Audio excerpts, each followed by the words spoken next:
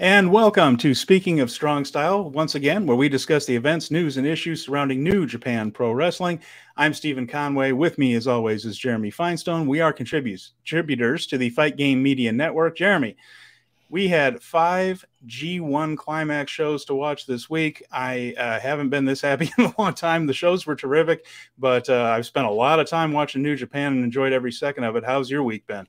It's got to be the same, man. I've had a really good time watching these shows. I went in cold. I knew nothing about any of these matches, and I was tremendously surprised by the weekend slate of matches, and then the week matches that we saw afterwards continued to develop a high caliber of quality. And man, if we weren't sure that the G1 was here before, it definitely feels like G1 quality matches going into the stretch. It's been interesting to me because this tournament has done two things at the same time. It has defied expectations as far as predictability. We'll get into the block standings. They're topsy-turvy in a couple of instances that in ways that you would never imagine. At the same time, it has been exactly what we were hoping we were going to get, which is a lot of really interesting matchups and some really terrific work, and in a lot of different ways. I mean, I really enjoyed this, and we've talked before, the skepticism about the format, the blocks, and not having 2 blocks of 10 in the traditional way. But I have to say, between Geto's booking, and of course, as we've talked about, Geto from Bullet Club is the longtime booker of New Japan, and the work that the guys have done, I'm just thrilled with this. It has surprised me. It's made me very happy in a lot of ways, and we're seeing some new things. I really enjoyed it. Creative only works without good execution, and or with good execution. And we've had excellent execution of the plans and strategies that he's had to tell a G1 to 4 different brackets this year. Just mind blowing. I'm tremendously pleased with what we've had so far in terms of 4 threaded stories of disparate wrestlers, all just, bringing their game to a point where, we've underestimated a lot of these guys for a long time based off of what we've seen here. Indeed. And some of these people are really having career turns, and we're going to get into that. We're also going to get into some of the standings with. So we've separated some wheat from the chaff. And what I mean by that is there are some people who are now mathematically eliminated. That wasn't true the last time we did the show. We have a few people who are clearly doing very specific storylines. And we have a rally to the finish story going on with Tetsuya Naito. We have a come from behind story going on in the D block, where a couple of underdogs have taken the lead, and now some of the stronger names have to come up and take it. And then we have a real chaotic situation on top in the A block. At the same time, in B, we have a heel champion who has been very dominant and is threatening to go all the way. So each one has something a little bit different for us. And as we come in down the stretch, we're going to go over how we got here, and we're going to look at where all this is leading. And to do that, we're going to have some help for the first time too, which I'm very, very excited about. And I know we have help. We have help. We need all the help we can get. Sometimes. Oh, isn't that true? Isn't that the truth? All right, who we got? Well, this is somebody who I've been a fan of for a long time. And if you watch New Japan Pro Wrestling, I'm assuming most of the people watching this show do. You've heard his name a bunch of times. Kevin Kelly leans on him for his stats and his facts and figures, and is with Voices of Wrestling. He has his own site, sportofprowrestling.com, which is a wonderful resource. It's Chris Samsa, and we're excited that he's here to talk New Japan with us. Excellent. Hi, Chris. I'm also excited to talk New Japan. Always, man. Always, yes. Always. You are the man with the numbers and the analysis and the insight that that a lot of us kind of look to you and just be like, dude, if he's putting out those numbers, there's a reason that he sees patterns like the smart guys do in their mind. There are sometimes indicators of future success in historical performance. Yes. Yeah, I want to get into that because this is something that, and I'll just start with this before we start going into those things. But do you feel, Chris, that because of the way Geto books New Japan, where there are, I guess it's a little pithy to say that results matter, but it's true in New Japan more than others. we've said that, WWE and AEW, not knocking either of those companies, have a very different presentation of pro wrestling than New Japan does. And with the way that they have a very certain hierarchy, and when that hierarchy is upset, it means something. It's not just because they have a match and they got to get to it. There's a long-term plan when somebody you don't expect to win a match against somebody maybe higher up on the ladder means something. Does his booking style make New Japan uniquely suited to your kind of statistical analysis? Yes. Also, my statistical analysis is uniquely built for New Japan. Fair so enough. When I started to do this type of thing unofficially, I gravitated to New Japan because it made the most sense. So with that said, to answer your question seriously, yes.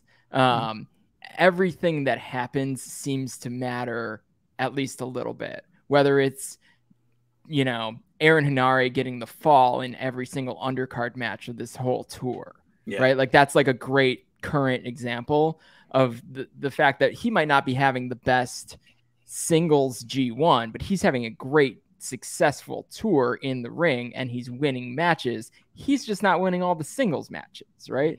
But to be that person that if I filter out the results and I go everywhere but the G1 matches, so just the undercard matches, and all I see is Aaron Henare's name in the winning fall line, there's something happening there, right?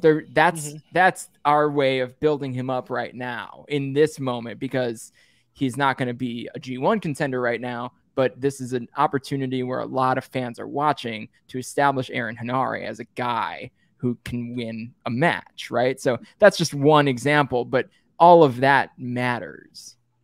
Well, we've joked around in a way a little bit about what we call the E block, which are all the people that aren't in G1 that are in these matches. And there aren't as many as other years, just because in a match show where there are 5 G1 matches, that leaves 18 guys to fill out the undercard. So you don't see as many, like Bushi's in it, Show's in it. You got the guys that are there basically only there to take the falls, Taka Michinoku, Dick Togo, Gedo, who does that. And, you just see these little patterns emerging there too.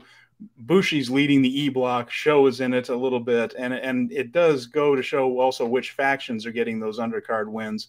And when you know that it's 2 guys in the G1 and Royce Isaacs or Bad Dude Tito, that those guys have to get their stuff in and shine, because they're going to end up taking the fall in the end. Sure. Yeah, and that's what the undercards have often been about, is some of those undercard guys. And we see that elevation with guys like David Finley in the C block a couple of years ago, right? And everyone then clamoring for David Finley in a G1, and here we are. And he's had a good run, right? So yeah, absolutely. Yeah, so I got a question for you based off of that. From the read that you can get so far, do you feel like the effort made by the performers in the G1 that most people had dismissed, say like the Yoshihashis and the David Finleys, and people that they were like, oh, well, if that guy, maybe it could have been better. Do you think at this point that criticism has gone away and the company has legitimized them a little bit more in the eyes of the fan base? Or do you think that there's more work to be done?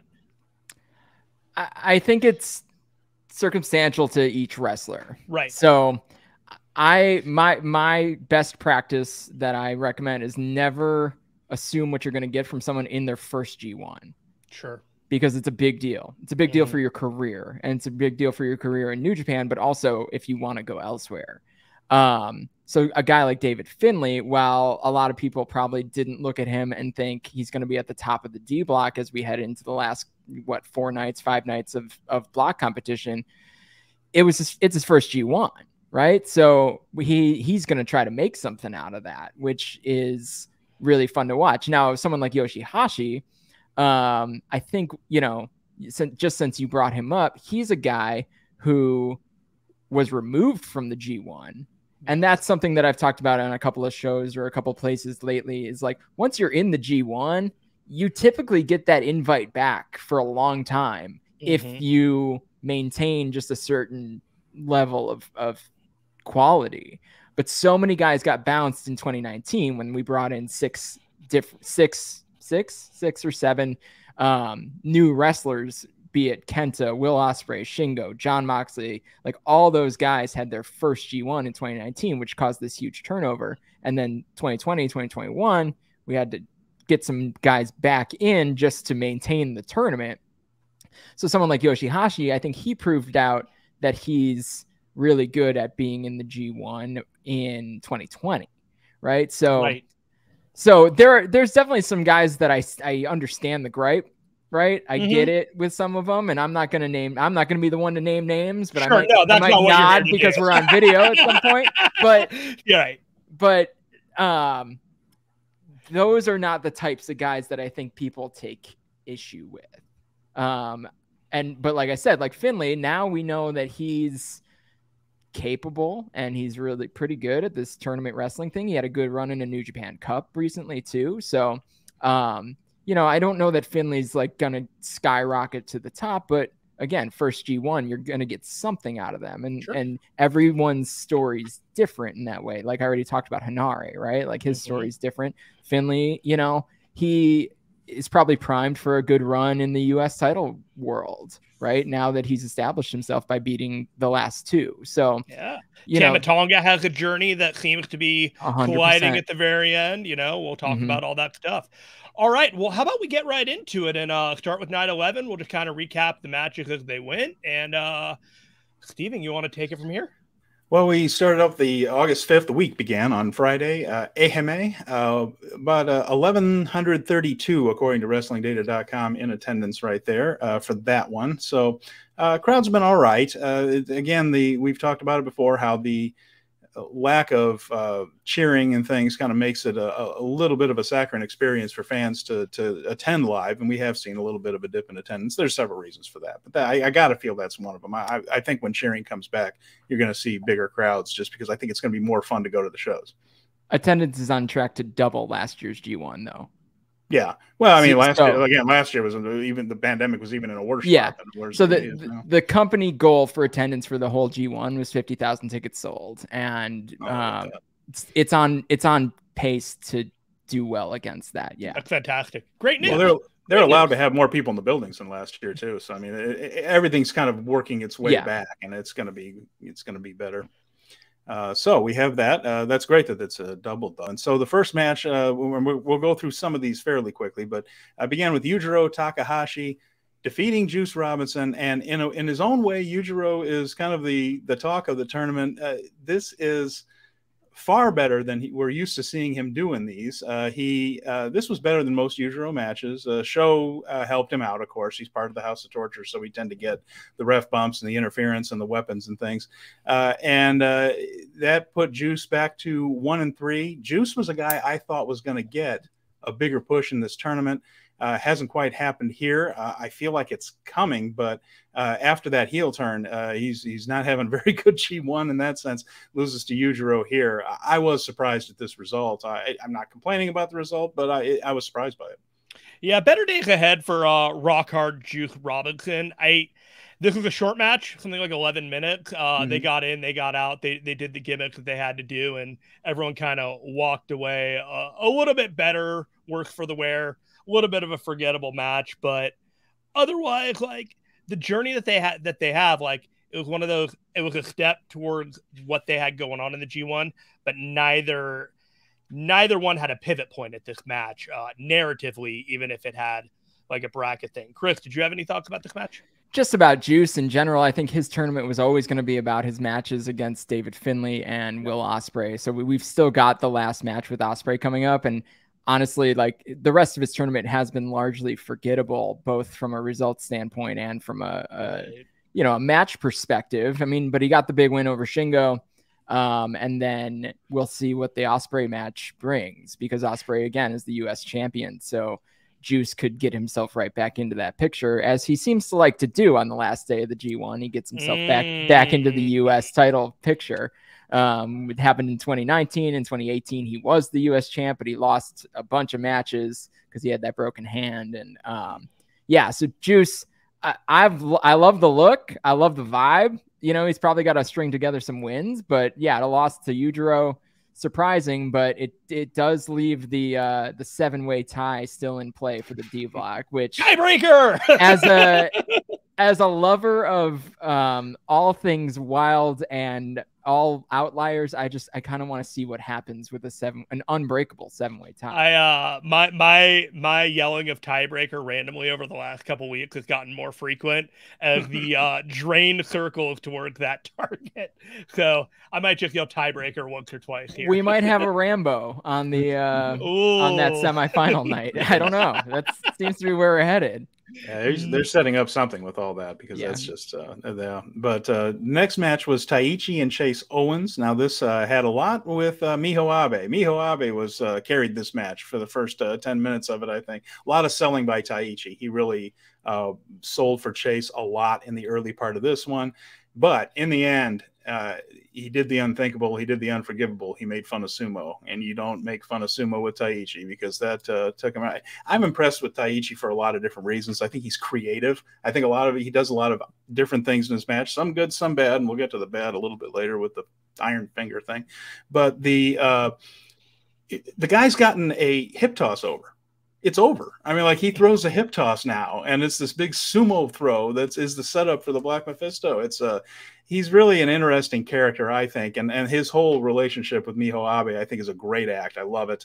And this one, you know, the stuff with Chase trying to get Miho to give him a kiss was a little bit much, but in the end, it was just a way for Taiichi to get 2 more points and keep him in the mix, and it was entertaining. Yeah, you know, I'm gonna quickly applaud Chase Owens for a fantastic G1 performance. Really, you know, doing a great job exceeding expectations, and I think Taiichi has been doing as good work as he's been doing consistently. I think it's solidified. He's been solidifying that face turn ever so slowly for the past 9 months. They've been going that tweener role, but between this and the other match, it feels like that direction is getting more and more concrete. Yeah, I mean, these two guys are kind of interesting because Taiichi at this moment still has 2 G1 matches to go, and Chase is done. So, you know, we can look back at Chase's tournament where Taiichi's only 2/3 done. So, yeah, no, I don't have much to say about the match. The match was a match. Right. So, yeah. In the catalog. And it's the same with the next one, really. This was, we mentioned that they tore Naito down so they could build him back up. So they put him in the hole, and now, of course, he's rallying toward the end. He got the win over Aaron Henare. We've already talked about Henare and how they're putting him over strong in the preview tags. This was good, solid work. It didn't seem like it was 17 and a half minutes, but it was. I thought it flew by. An enjoyable match, but it was basically getting from point A to point B, which is getting Naito closer to the top after putting him on the bottom. It is Naito's shortest match of the G1 at 17 and a half minutes, if that tells you anything about how his G1's going. So long matches in the C block. That's a real thing. So, but yeah, the Naito story is alive. I do feel like a lot more of a believer in Naito than I did at the beginning of the year. I felt like he was in a hole metaphorically with with his presentation. Just the injury in last year's G1 did him no favors. And there was a point where I had questions about whether Naito can still go. Naito can still go. Naito is doing just fine. Well, so you mentioned hierarchy. Somebody mentioned hierarchy earlier. Naito took a clear step back when Shingo was the champion. Yes. Right. And now I think we're seeing a little bit of a reset with all the groups, all the units, where the clear leader of the unit is going to be the clear leader in however many points they end up accruing in the G1. We can even see that in like United Empire, which I'll highlight as we go through too. Or even Bullet Club with Evil and Jay White. Yeah, right, exactly. So if nothing else, the leader of each unit is definitely going to end with the most wins in the tournament as compared to anybody else from the unit. It's intriguing for Suzuki, and of course, Minoru Suzuki no longer competes in the G1, probably the rigors of it a little too much for somebody who's in his early 50s. But Zack Saber Jr. and, Taiichi have stepped up. And again, that group has slowly evolved into a babyface role right there. So it's going to be interesting to see who kind of takes over that leadership. Suzuki can always come in and do a singles match once in a while. The G1 and the New Japan Cup and aren't going to be, well, you can get eliminated early in the Cup, I suppose, but doing a lot of singles matches in a short period of time isn't going to be what he's able to do. So that's the one that I'm curious to see who kind of ends up being the guy in Suzuki-gun singles-wise going forward there. It seems like they're leaning a bit towards Zack, but you can't count out Taiichi, can you? I think Zack gets the most kind of highlighted singles action, but I think they want it to be Taiichi. I think somebody wants it to be Taiichi. You give a lot of opportunities. I don't know that that's caught on outside of, certain group. I mean, just a small group of the fandom, but also I think Suzuki's still there. He just may never actually give up the reins of being the leader of the group. He just may not be a participant in the ring the same way. Yeah. He's the mantle on the figurehead in a painting as the rest of the stable take the photo around him at the fireplace. So the next match in AMA, this is the semifinal, and to me, this was kind of the one I was looking forward to the most, certainly more than Hiroshi Tanahashi and Evil. I think everybody was curious to see what Jonah and Jeff Cobb could pull out, and I think they had a terrific big man match. These two are superhumanly strong. We already know that about Cobb. We saw it even more with Jonah. Crowd was ready for this one. This seemed to have the most kind of buzz among the people, and Jonah hit a superplex on Cobb, got the big splash for the win. And I think that we haven't even gotten to the Okada match yet, but that splash might be currently the most over move in New Japan. You hear him just climbing that rope and the whole crowd just starts going, you can just hear him rumble. And he hit it on Cobb for the win. Jonah this is his coming out party, but his big match is coming up. We're going to talk about it in a minute. But as far as just two big guys, super strong, throwing each other around, this was an enjoyable 1450. I have to compliment everybody involved with the build of Jonah's splash, because if you remember in the first G1 match, he didn't do it. He lost and he never did the splash, so people were waiting for it, and so the anticipation of actually seeing Jonah hit this move, people had to wait for it, and then when he did, it became especially effective, as we'll see, and that's the kind of machinations that you need in order to skyrocket someone up the roster the way that they have. Yeah, and this is something that there's a very interesting story being told with Jonah in this tournament, and it's going to have repercussions far beyond it, I think, anyway. I think they're very, very serious about this guy as a top level star, and just the way he's losing, we'll get into all that. It tells something here.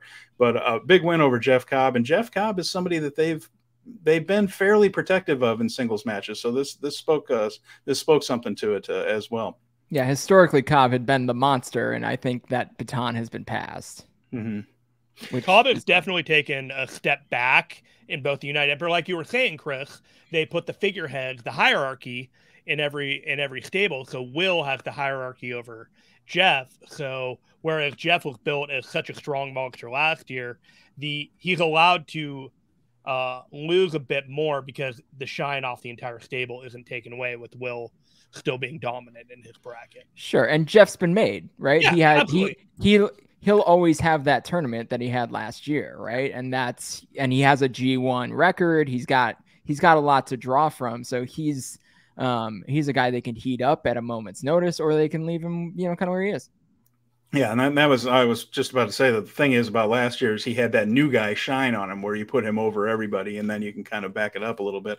Jonah's having that year now, so that's going. The main event at AMA was Hiroshi Tanahashi beating Evil in one of the most convoluted finishes since the days of Eddie Graham in Florida. I think we had almost as many referee run-ins as we did wrestler run-ins in this match. I'm going to try to go through this as briefly just to show you how absurd this whole thing was.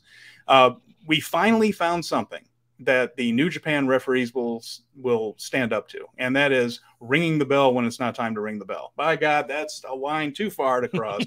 You can take the turnbuckle pad off, you can whack somebody with a hammer, you can do all that kind of stuff. You can grab a referee by the ankle, yank him out of the ring, and injure him.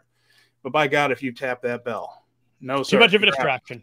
Finally found something. So they threw out Dick Togo. So it was Dick to go right there, and he was thrown out after during the sharpshooter.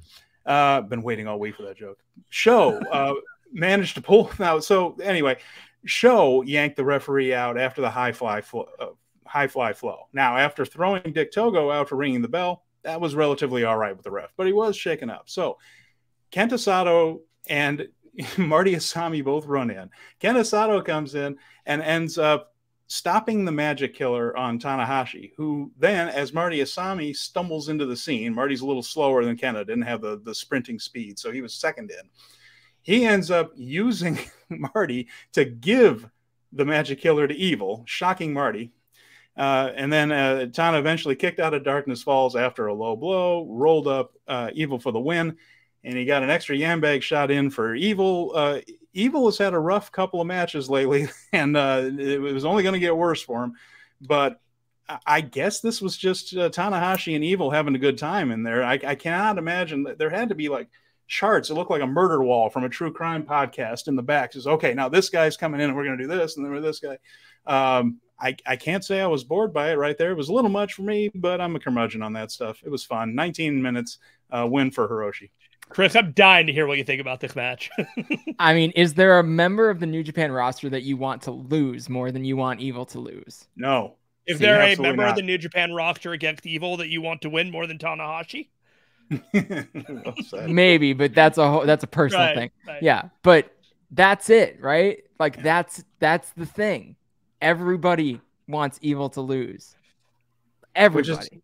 And that's a testament to Evil, because he's taken that gimmick and he has gotten it over very well. Now they've given him a lot of help. They've given him a lot of interference, and that's the kind of stuff that it's an interesting concept, that whole House of Torture thing. And they were doing it a little bit with Tamatanga in a G1 a couple of years ago, where he was almost intentionally having bad matches. You know, like that was kind of 2018. Yeah, 2018. And so they know their audience. Gedo knows his audience so well. So these people are here for those good, hard-hitting, strong-style wrestling matches. So there's going to be one on the card where the guy's going to be like, no, up yours. I'm not giving it to you. And that's going to turn him heel far more than a sneak attack, a traditional heel turn would. Just the idea of, I'm going to make my match a non-New Japan match. Ha. Sure. So it works beautiful. If I look back to 2020, though, when Evil was newer in this version of Evil, all of the matches ended the same, right? Yeah. Dick Togo run in, Dick punch, end match, right? Like that was the formula. And they're not, this year's Evil tournament has been largely enjoyable because the finishes of the matches have been different. Mm-hmm. And every wrestler has kind of foiled Evil's plan in different ways. But when Evil has won, it's been because they did something different. Like when Dick Togo held the guy by his leg, was it Kenta? He held by his legs, and Kenta couldn't get back in the ring, but no one could see him because he crawled into the ring. That's funny. Come on, like it's very like Rocky and Bullwinkle, Boris and Natasha. It's very like tongue in cheek and campy, but I think there's a place for it, and I think that Evil has found the place for it. And I actually think, assuming the act doesn't get elevated back to the main event, it's a pretty good act. It's a better comedy act than some of the comedy acts we've seen before. There definitely feels like some aspect of like 1966 Batman or Schumacher Batman little bit to it. And I don't think that you can do this match without Tanahashi and Evil, because Tanahashi is such a babyface that he can make overcoming these obstacles enjoyable. Maybe not to Steven, but it's enjoyable to me because I understand the theatrical aspect of pro wrestling in a way that like my enjoyment of a match doesn't have to be technical. It can be in that enjoyable. Like, this is just a thing. I find myself entirely enthusiastic about a good Yano match because you're never going to see that anywhere else other than in New Japan with Yano doing Yano things. So is this like a match I'm going to tell anyone to rush out and go see? No. Is somebody that like WWE, should I tell them to go watch this match? Maybe. I don't know. But it was fine. It definitely, for like a 19-minute match, I wasn't upset that it went too long. I wasn't upset that anything other than like, oh, thank God Tanahashi won this one. Really? That was it. Tanahashi won. And I would argue that this was to protect Evil in some way, but given the results later on in the show, I don't even know what to say about that. I'm not a curmudgeon. I can have fun too. I can enjoy it. I didn't think it was that bad. You have a time and a place in the G1 if not for it. Well, no, they can do stuff like that. But did you wanted Evil to lose? Oh God, yeah. And of course. but yeah. you always think he's got a chance to win. Like that's one of the. This is not a situation where like it's. I'm trying to look at the list and not offend anyone. Someone way down the card and you hate them and you want them to lose. Like, this is someone who could win every match, but you want to lose.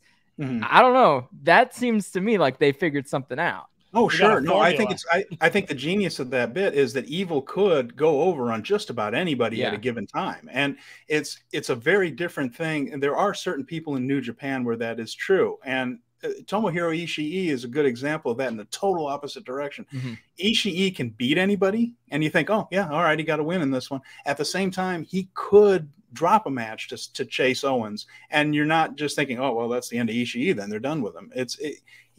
The way they work it is the key, and the way Evil and the House of Torture work means that you can throw the wild draw 4 card in, and just, anything can happen in that. And there is a dramatic point to that works, and that it does make you wonder who is going to go over on this. It's not as clean cut as some of the other people on the card. So I didn't think it was terrible. So going on now, we got to get to Osaka, and Osaka. Boy, did they have a great crowd on Saturday.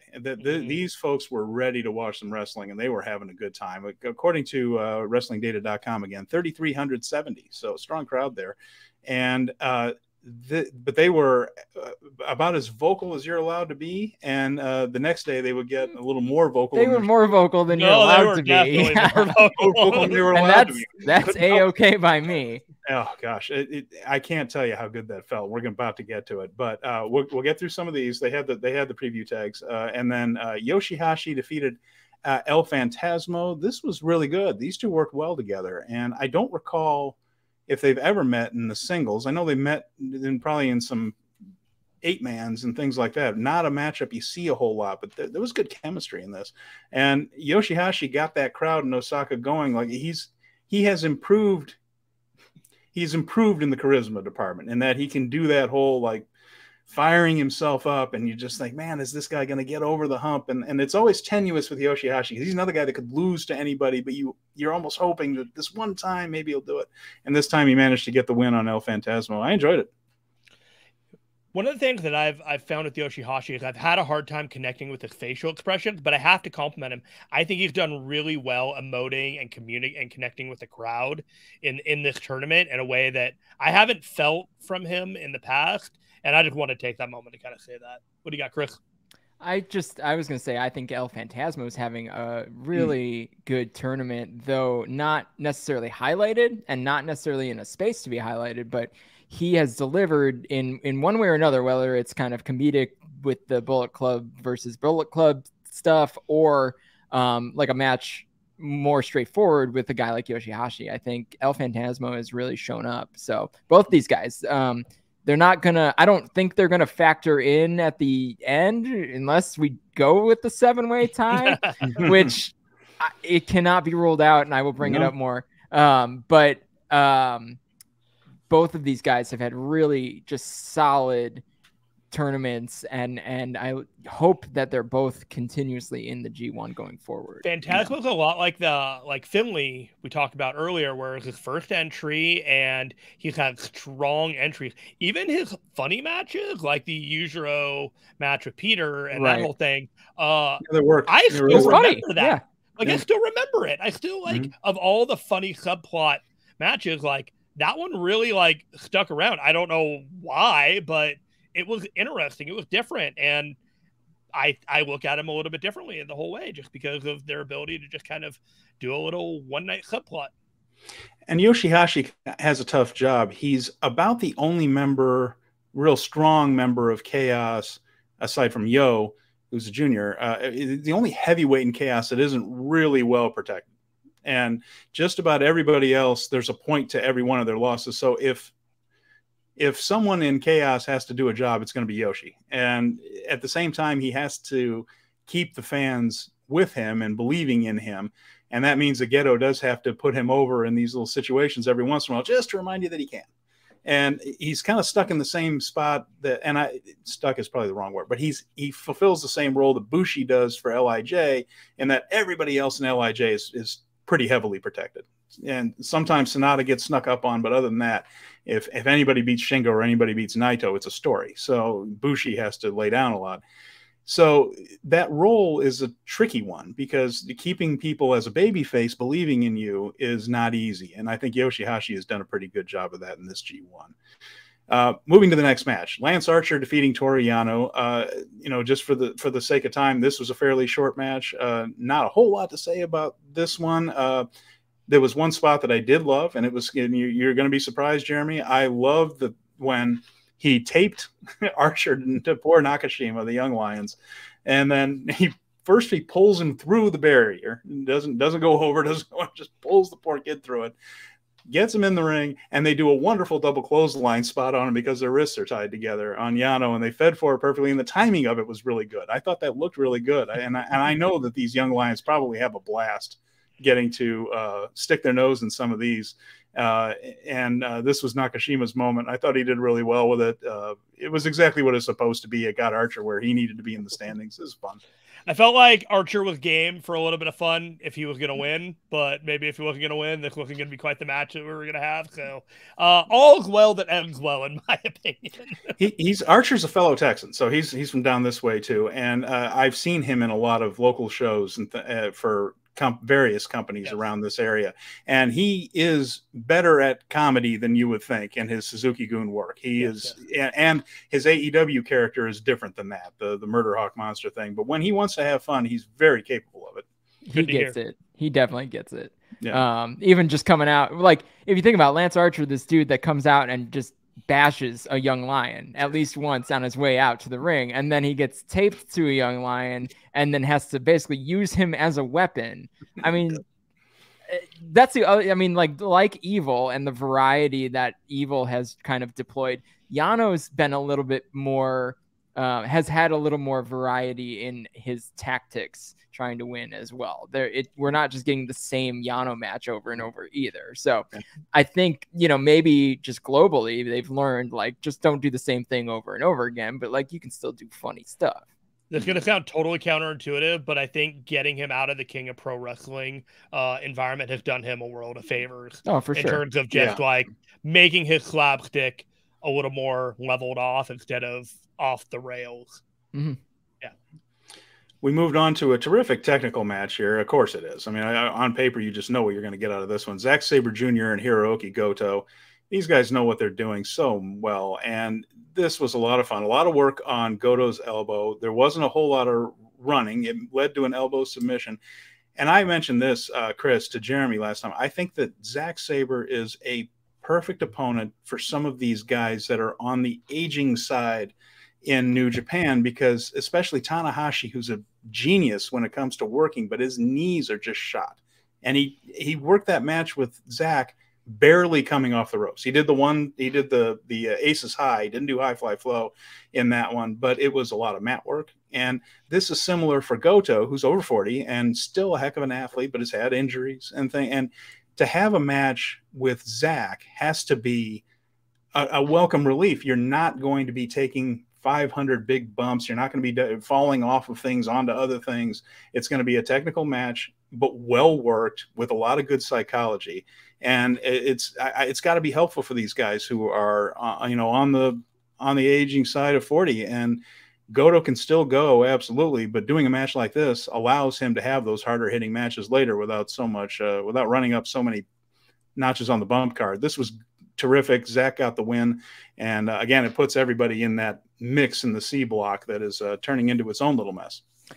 Yeah, I think you're spot on with Zach. I also think that Zach himself can wrestle this style until he's like 60, and good on him for figuring that out.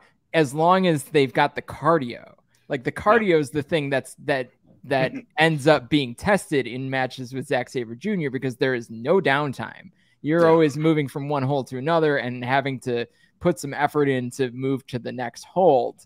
So it is kind of constant motion, which is what makes them so enjoyable as a viewer. I think there's not a lot of like long selling periods where both double downs or anything like that. It's just two guys moving from one attempt at a submission to an attempt at a pin to it's constant motion. And so that as long as they keep the cardio up, I think, and Goto clearly is a man of cardio still and that is part of what keeps them fresh in that way.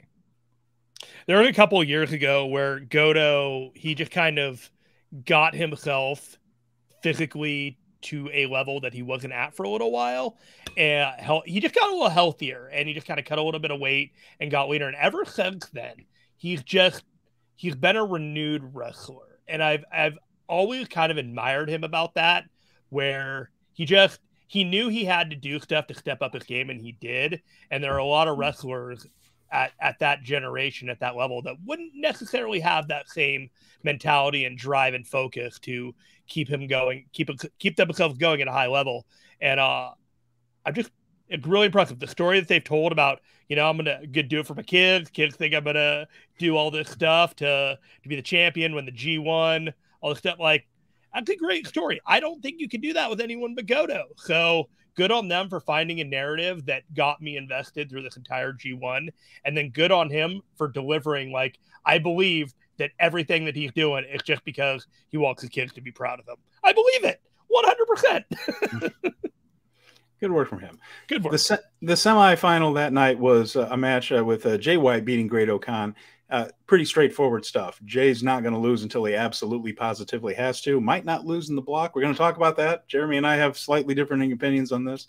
But lots of leg work here. He got the win over Great-O-Khan, but this is a story that's just supposed to get us to the end of the tournament here. Jay is on his roll. He's the world heavyweight champion, and any loss he has is going to mean a great deal. So it's not going to be to O-Khan in this situation here. I wouldn't have written off O-Khan that definitively, just because I don't think he's gonna get a different moment in this year's G1 that kind of carries his credibility, and obviously beating the champion would have done that. I thought this match was excellent. I'm a Great-O-Khan believer. Okay. I'm an outward Great-O-Khan believer. So I like it.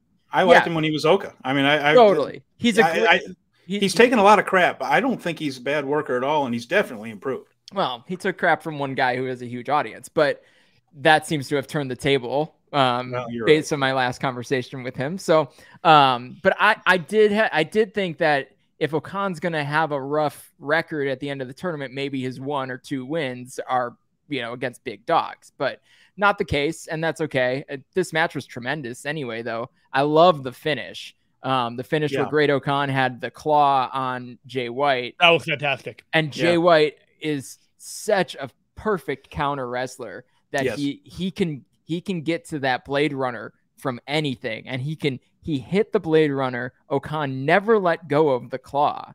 And for that split second, you thought, oh, O-Khan might be the guy to kick out of the Blade Runner, because it took Jay a little while to get out of the claw, and no one's kicked out of the Blade Runner. Like, that's a protected move. That's the thing. but you think like, well, maybe this is the reason to make that happen. And maybe in the future, maybe that's a moment that we're waiting to watch. Yeah. And this was just the beginning. And maybe this match does have meaning going forward, because I do think we'll see an elevation with Great-O-Khan. Yeah. Maybe not immediately, but in the next couple of years. They give him a lot of. I'm sorry, Jeremy. Go ahead. If there was a guy in the G1 this year that came in with so much goodwill based off of everything surrounded him in his like personal life and just the work that he had been doing up to this point as the IWGP Tag Team Champion, I think that he was a guy that you could afford to just kind of be a guy to eat some losses and put some other guys over right now, and he's going to be fine after the G1. There's better days ahead for Great-O-Khan. I think it was strategic. I think it was calculated, and I think it doesn't mean anything. Well, they clearly believe in him. I mean, he gets a lot of showcases. I mean, after wins, he goes and talks without the microphone. His voice projects throughout the entire arena, which is its own skill. If anybody took high school drama, you know that that's not easy to do. And he does it very well, and he talks well. They give him that forum, so they believe in him. They believe that, and so these results aren't indicative of future performance for him. He's going to be just fine. But the story here is the danger of Jay going all the way through the tournament undefeated. That's the scary idea here of the heel going all the way. The only other thing I would add is after the events of the recent AEW with the Judas effect being kicked out of, Blade Runner is the most protected move in all pro wrestling now. One-winged angel. Yeah. But he's not here right now. No, but he's about to be. But yeah, maybe. They even protect One-Wing Angel in New Japan now when he's not there. But also, what happens when those two dudes get in the same ring? Yeah. We don't have to go. We cannot go there right now. No. We do not have time for that. But ignore the thread, walk away, but we'll talk about that for the day. people to consider, for your own consideration, what happens when Jay White and Kenny Omega get in the ring, and when could that happen? Go figure. A question for another day, I suppose. Indeed. If only there were situations when New Japan and AEW were working together where we could do something like that. Speaking of other days, let's go to 13, Steven.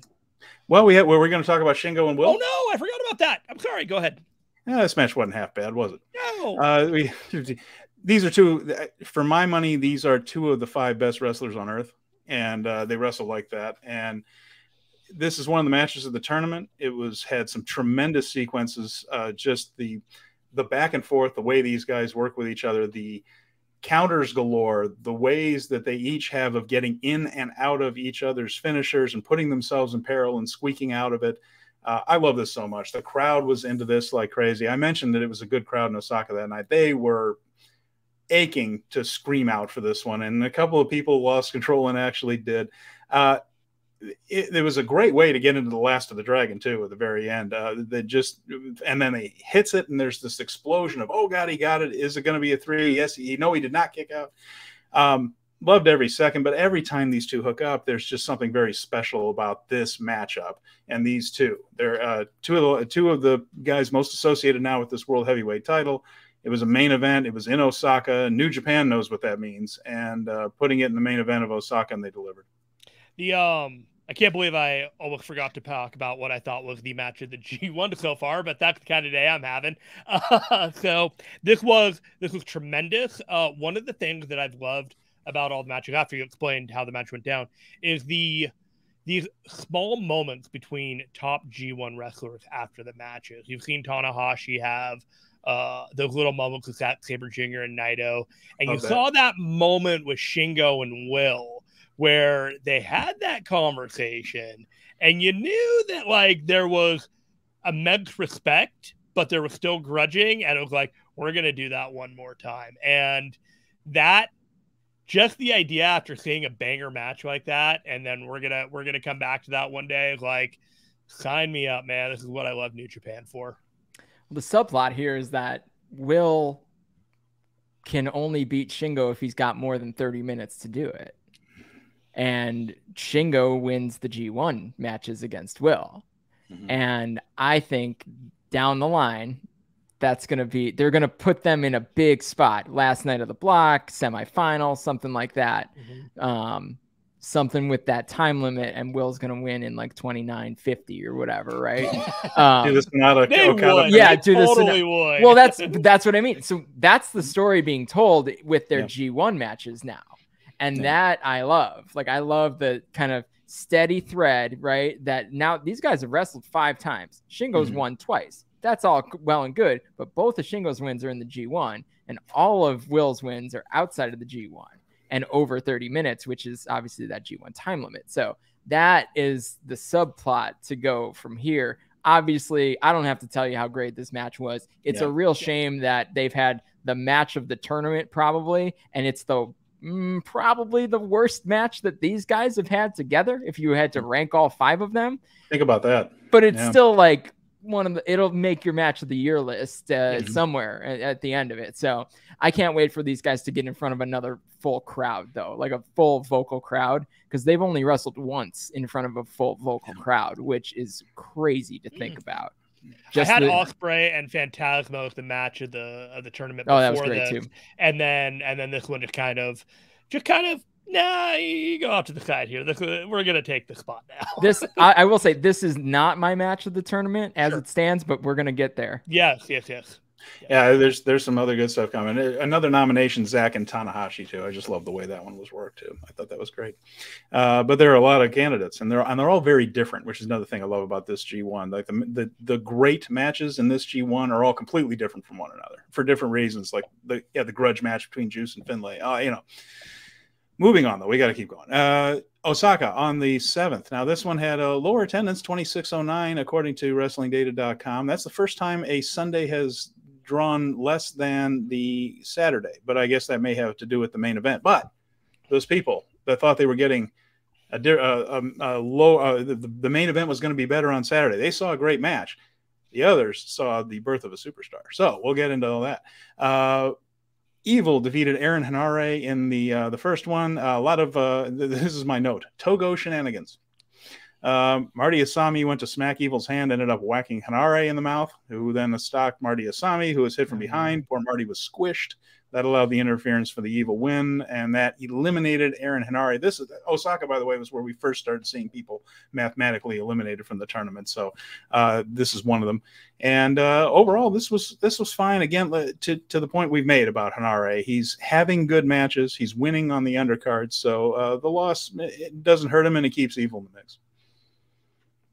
Yeah. Not a ton to say about this one. Henare kind of ended up making himself look like a fool by focusing on something other than Evil, whom you cannot turn your back on, as we've learned. Never. So yeah, so be it. It is what it is. Again, like you said, it kept Evil in the mix for at least one more day.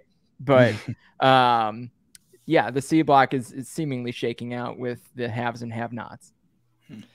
So we had Tom Lawler defeating Bad Luck Fale in the next match. This wasn't too bad at all. I don't think Fale is having his best tournament. He looks a little bit labored. And especially after watching Lion's Pride on the documentary series on New Japan World, I like this guy a lot. I just personally, I think Tox Fale seems like a good dude. And seeing him struggle in this tournament has been tough for me, because he's had good G1s. Back in the old format, he would often score 10 points and things. They protected him in these and made him a factor, but it's been rough. Lawler gets the win here. I wasn't totally expecting Tom to get a whole lot of points in this one, but he's doing fine, and I'm enjoying it. Got the win over Fale here. What did you think about this one, Jeremy? I felt like this was a one-man show by Lawler, and that's totally no knock on Fale. He was an excellent base for Lawler to bounce around the ring, try and get a counter here, there, everywhere. He's working tremendously hard. Fale is doing the job that he has to do in this tournament, and he does it well, even though the job is what it is for Fale. So I have lived with the idea that Fale's better days are behind him, and his name and presence do more than his actual work rate.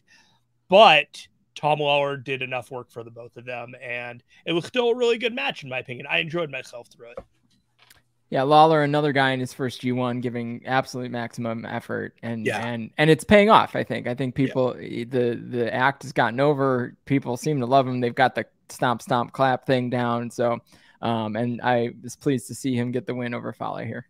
It's doing what they wanted it to do, which is bring a new guy in there and in a way that works. And he and Isaacs have been working very hard in the preview tag. Their preview tags are usually the highlight of the undercard. That's when they're in there together, and they've been fabulous.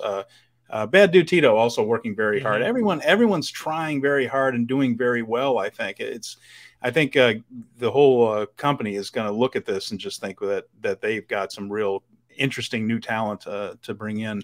The Strong roster having that opportunity over in New Japan, I think will do wonders for elevating New Japan Strong in and of itself, because there needed to be an aspect of legitimacy that these guys can go over and be at a level with these New Japan guys instead of being like New Japan minus, if that makes any sense, because it doesn't. There's sometimes a time where people look at New Japan Strong like, oh, it's not really real New Japan, and I take umbrage with that because those guys are working so hard to present a product that is just as adjacent to New Japan as possible. It's New Japan. So these guys coming over, just grinding through and just having that legitimacy upon them alongside all these other talents, this is one of the best decisions that they made by bringing Tito, Jonah, Isaac, and Lawler over. Absolutely. And Tito's got the look. That dude, like, in a different era, that man is like a huge star or an IWGP Tag Team Champion or something. Scary Mark Marrow. And he may not. He may still reach those heights. I don't know, but he's a good. He's a better act than you'd think. There's untapped potential there. I've been watching Strong and I've been seeing some of the stuff he's doing. I'm like, where did this dude come from? But I love that his name is Bad Dude Tito. Fantastic. Like, I mean, just tell it like it is, pal. All you need to know. Goes along with the big Van Vader. Yeah, he sure is. Or Filthy Tom Lawler. These are very good nicknames. It's on the label. So we have Juice Robinson beating El Fantasmo by DQ. So this is one. Jeremy, you're going to be shocked to hear that I enjoyed this. How about that? I enjoyed it up to a point where they threw a chair at somebody's face in the middle of the ring, but yeah, they did it. But twice. They rang the bell. They rang the bell. This is They did the chain wrestling in slow motion, and every year they tease the idea that one of the Bullet Club guys is just going to absolutely lay down for the other, and it never quite happens, does it? Just never quite. Something always ends up derailing the plan. And this one, they did the chain wrestling in slow motion, and both of them argued with Kenta Sato, and then temper started flaring. They did we thought we were going to get it, and then they did an arm wrestling challenge. The arm wrestling challenge went exactly as every arm wrestling challenge in the history of professional wrestling has gone. Someone has cheated to win and then was attacked, and then attacked. And in this case, Juice just winged a chair at the dude's head and hit him in it. And in return, ELP smashed his head through the table.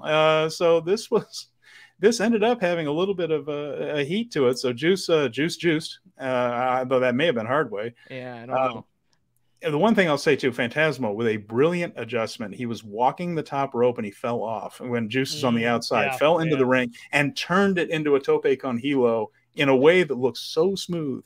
But you could just see when he lost his balance up there, that wasn't what he meant to do. Plus, we've seen him do that walking into the moonsault before, but terrific athlete. He covered it very, very well.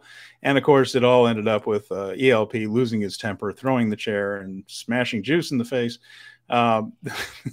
This was not an easy match to work for either one of them. Both of them took some hard shots, but Juice gets his win over by Fantasmo by DQ, who's been kicking himself ever since. It was a really good match, and I think both guys kind of elevated their game within Bullet Club. I think looking at both of them, they both have bright futures as single stars within the stable, maybe like a 1-2 underneath Jay White. I'm always curious how they're going to get themselves out of these kind of scenarios without the laydown and all that stuff. This wasn't ideal, but I get why they did it, and I made my peace with it. I thought it was funny. Yeah. I thought it was funny, and I also think like Juice's like El Fantasmo put his head through the table. Like sure there's and again I noticed the same thing you did, Steven, with the recovery from El Fantasmo. El Fantasmo is really good. Very good. He's really good, and like I said it amongst some other friends recently that just like I really like when El Fantasmo just gets to wrestle too. Yeah. And I think that was after the Finley match, which is we'll talk about soon. But he's that good. Like, and I do kind of hope. I hope for my sake, selfishly, that there isn't a lane for him in Bullet Club going forward, because that dude ain't a junior. If you think about very big boy. The 5 months that he's had from the Super Juniors until now has been unreal. He had that great tournament. He then did the Forbidden Door, and he had that banger match with the Young Bucks. And then he's come and done the G1, and he's absolutely just set the world on fire. It's almost criminal that all this other stuff has happened, and we haven't been able to really give ELP his flowers. But, man, what a great 2022 that guy has had. Yep. He would be the best junior in any other company in the world that doesn't have Hiromu Takahashi and El Desperado in it. And but he's absolutely as good as them. So, I mean, it's been terrific for him. And I think this G1 has helped him, whatever the results say. I think the G1's helped him. Speaking of guys being helped by the G1, next one, semifinals, Chase Owens beating Tomohiro Ishii. I think we've kind of covered what's going on here. Ishii is almost bulletproof, is that he could have a tough, hard-hitting match and lose to anyone. And it's a nice win for Chase. It buried Ishii at 1-4. I thought he would do better in this tournament results-wise. Working-wise, Ishii is sublime. He's one of my favorite wrestlers in the world. I think he can have a good match with anybody and has a good match with almost everybody. And this was another hard-hitting Ishii-style match that Chase came through and got over the hump, and I think it'll help Chase. I don't think it'll hurt Ishii that much. Just a good match.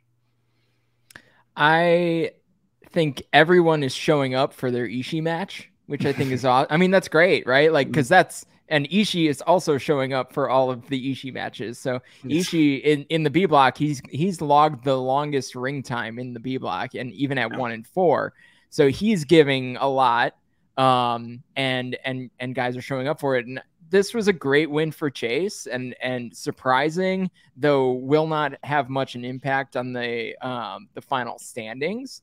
But Chase showed up, Ishii showed up, and they had a banger of a match. These guys could go. And Chase is a really good in-ring wrestler, whether you like the character or, think whatever else about him, but he is a really good wrestler at wrestling different styles and hitting different marks and timing and working a crowd. So I always appreciate it when, a guy like that gets at least one flower throughout a long tournament.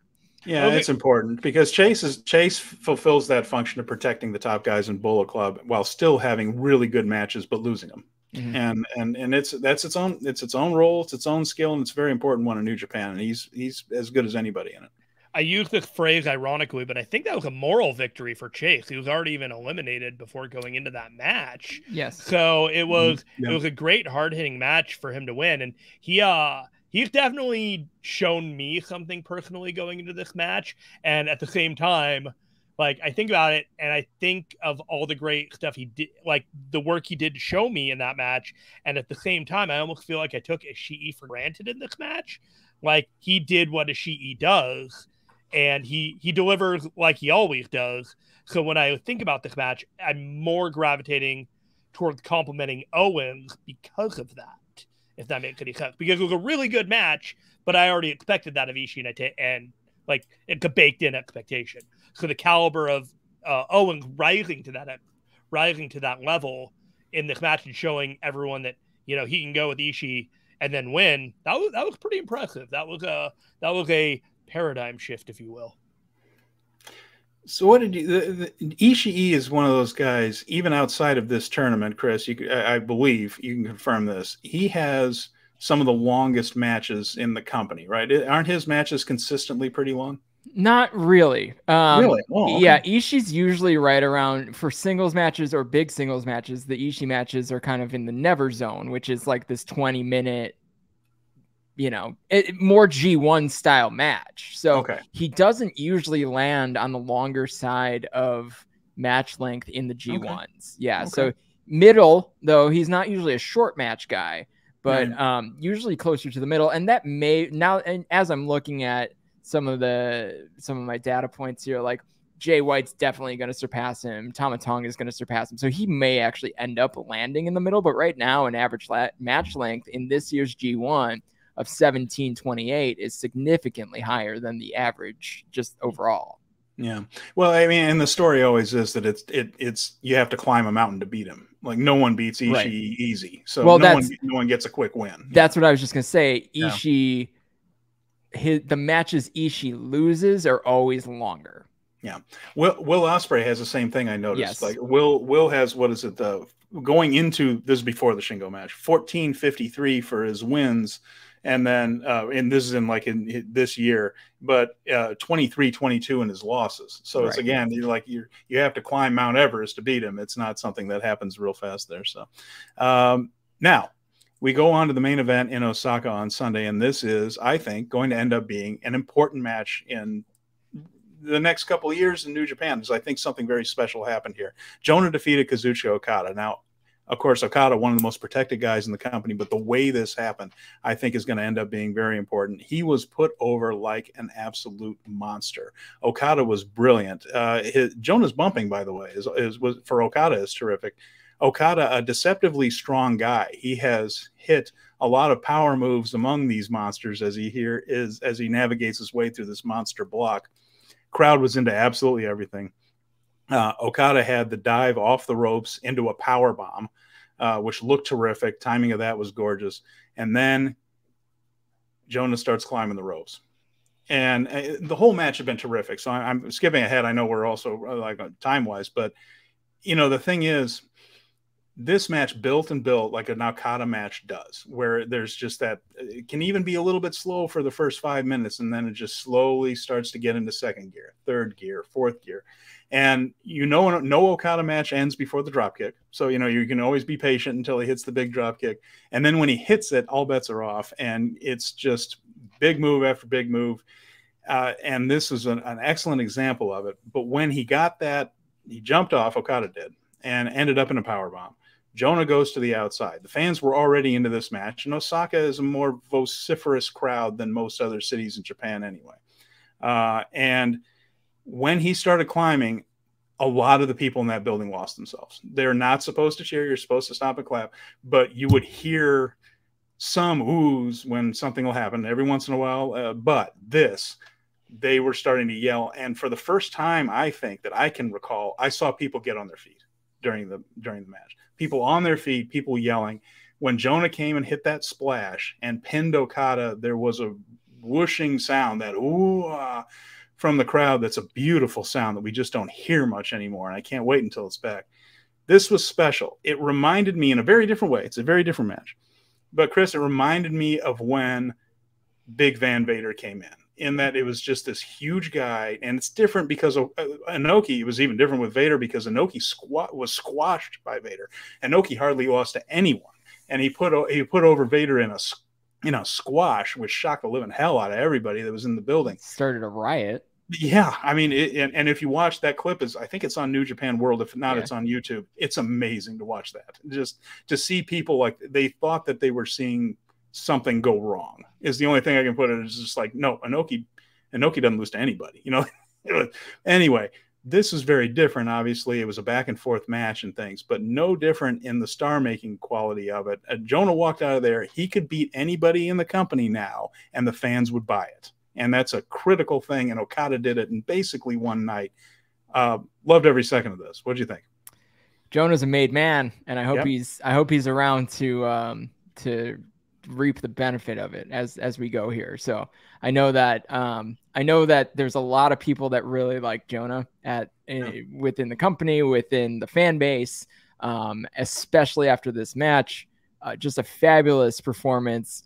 Great protection of Jonah before this too, in the sense that he still has not been pinned or submitted, which very important in New Japan. You can feel however you want about the countouts and all that, but still, he has never been pinned or submitted in New Japan. It's clearly meaningful. He gets a win over Okada, the guy, right? Like, there's no one else that you can beat in this company that would matter more. Right. So, and the crowd, right? That was the third person in the ring, I guess, really, is that crowd elevated the end of that match so much higher, just because they haven't done that in so long and they just couldn't help it. And it was just this, it was a moment. And, you know, like other companies make moments, right? But this was a real deal moment for the people, every person in that building and anybody watching unspoiled. And like, bless me, I watch live. So yes, I'm sitting there at whatever, 6 a.m. in this same office. There's TV to my left. And I'm like gripping my desk chair. Like, is this for real? Like, I had that moment at home that I'm so used to having. And part of that was because the crowd brought me into it. You mentioned moments. There was a moment months and months ago when a man who is no longer in his current position decided that Jonah didn't have a future in another company and let him go. And Gedo might be the most happy human being on earth for that decision, because, you know, Paul is sitting there hearing about this. I don't know if he's watching or not, but, you know, he's sitting there just going, I can get Dexter Lumis back. I can get Dakota Kai back, and I can't get Jonah. I mean, that's part of why I say I hope he's here to reap the benefit, because you know his phone his phone's ringing.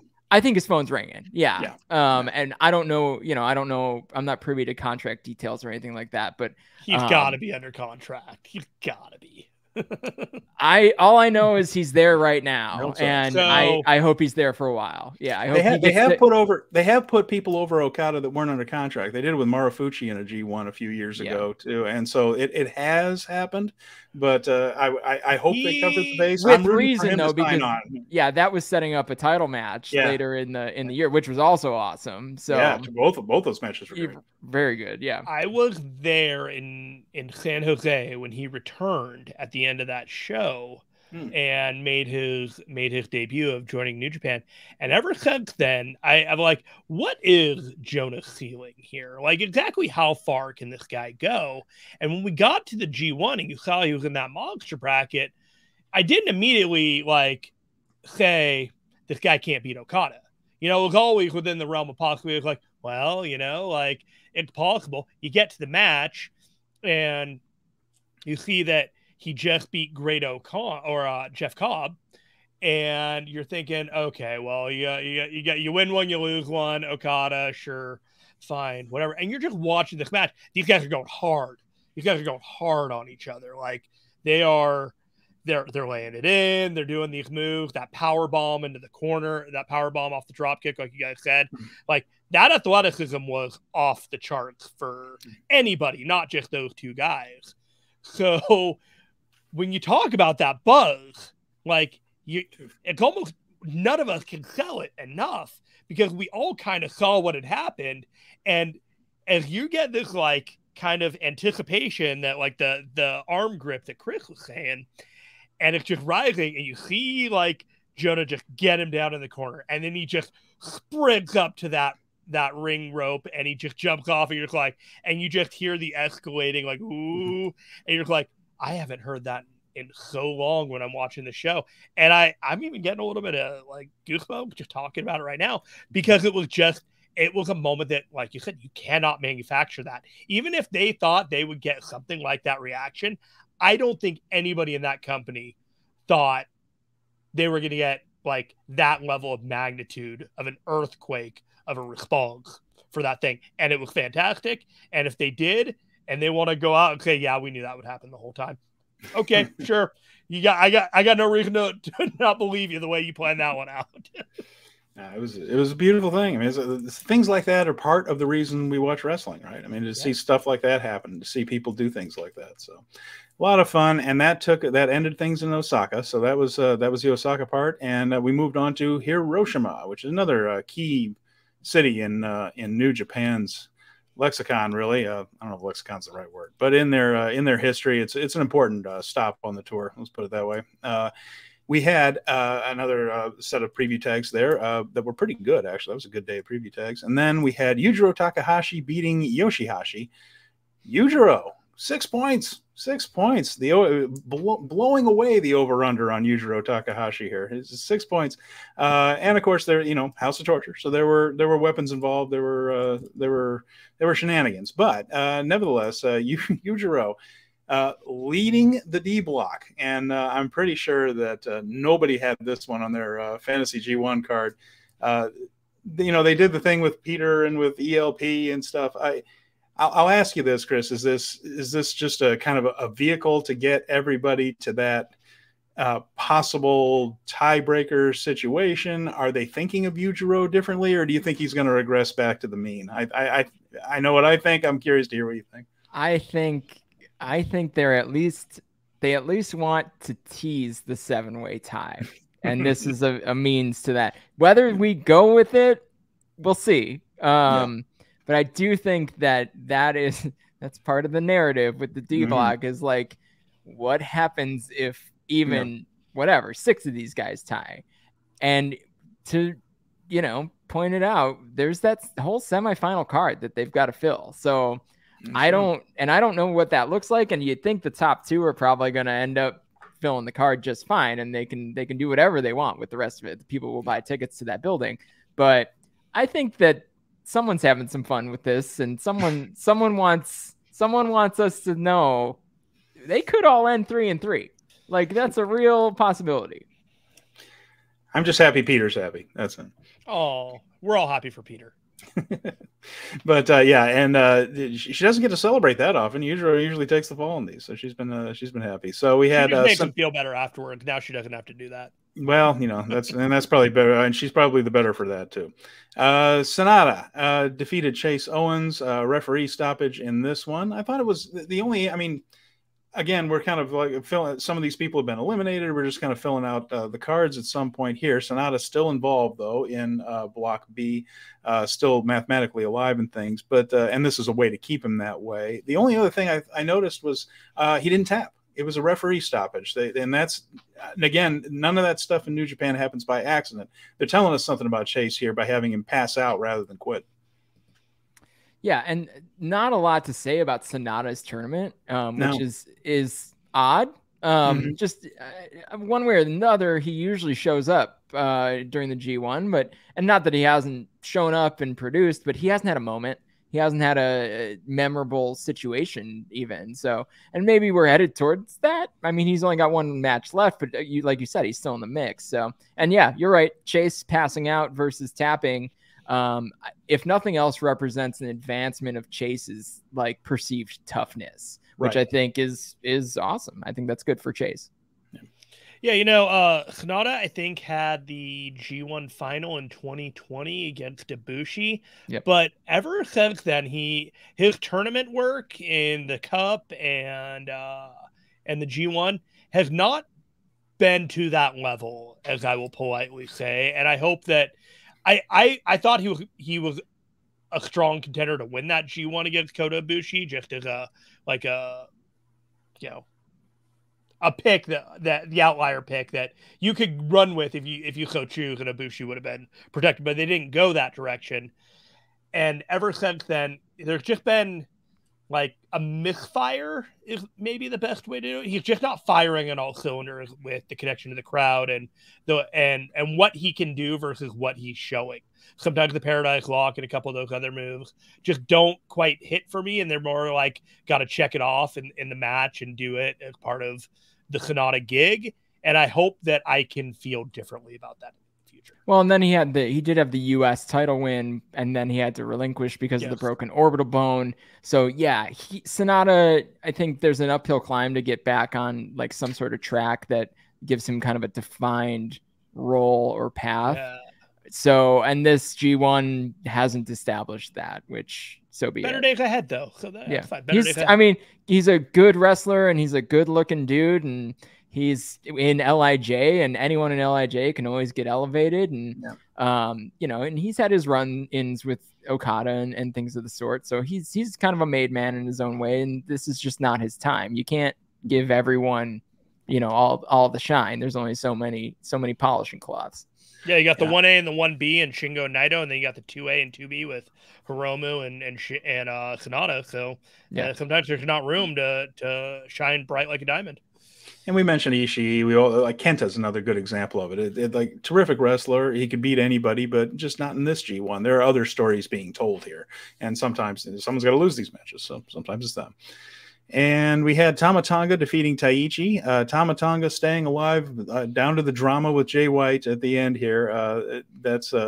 Those two are on the big collision course. You could see it coming from the second that the schedule was put out, that those two are going to have a meaningful match at the end here, which means Tamatanga has to stay strong, gets the win over Taiichi. Now they decided to go with a different route through this one, which is bringing back Izuka's iron fingers there, and apparently this has Kevin Kelly equated it to the cursed idol in the Brady Bunch episode that we all grew up with there. This does seem to have a hold over these guys.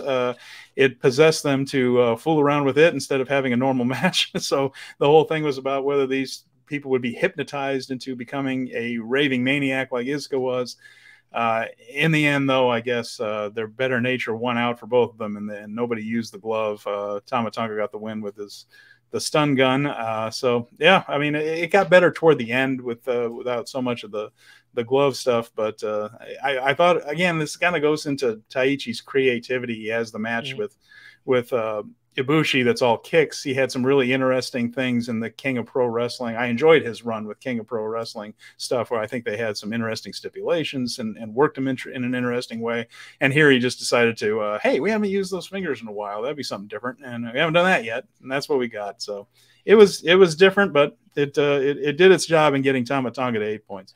So my read of this was that this kind of closed a chapter on a feud that I really didn't know existed between Tamatanga and Taiichi.